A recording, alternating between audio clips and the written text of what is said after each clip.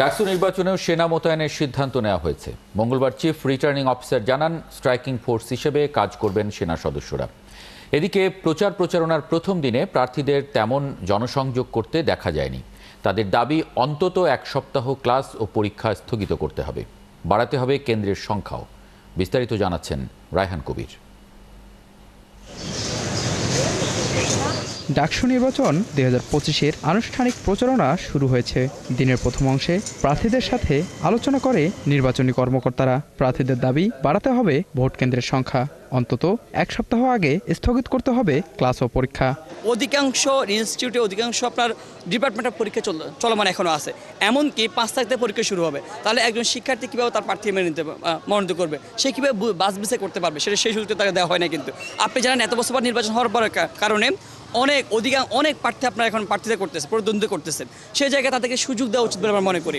এ নিয়ে নতুন কোনো সিদ্ধান্ত নিতে রাজি নয় রিটার্নিং কর্মকর্তা। তো 1 ঘন্টায় একটা বুথে 40 থেকে 50 এরকম 40 থেকে 50টি ভোট সম্ভবত দেয়া যেতে পারে। তো এভাবে যদি 20টি বুথ থাকে তাহলে 1100-1200 ভোট কাস্ট হওয়ার সম্ভাবনা আছে।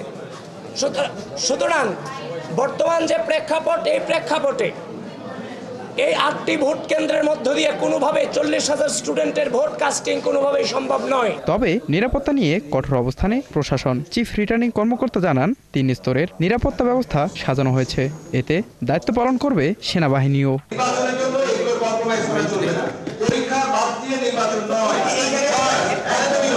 ক্যাম্পাসে ভোটারদের দাঁড়ে দাঁড়ে ছুটছেন প্রার্থীরা। মধুর ক্যান্টিনে বাম সমর্থক প্যানেল ও ছাত্র শিবির সমর্থিত প্যানেলের প্রার্থীদের কুশল বিনিময় করতে দেখা গেছে।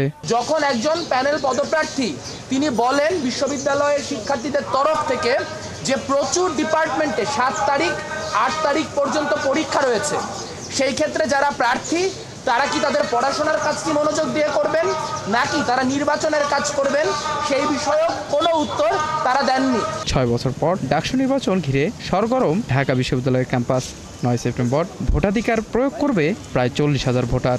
নিয়মিত যে নিরাপত্তা রক্ষার দায়িত্ব, সেটা আমাদের যে নিয়মিত আইন শৃঙ্খলা রক্ষাকারী বাহিনী আছে তাদের কাছেই থাকবে। তার মানে এখানে পুলিশ, আমাদের ভেতরের বিএনসিসি, এরাই দায়িত্ব পালন করবেন। সামরিক বাহিনী কেবলমাত্র সীমিত পর্যায়ে স্ট্রাইকিং ফোর্স হিসেবে প্রয়োজনীয় কাজে আসবেন। রায়হান কবির, 71, ঢাকা।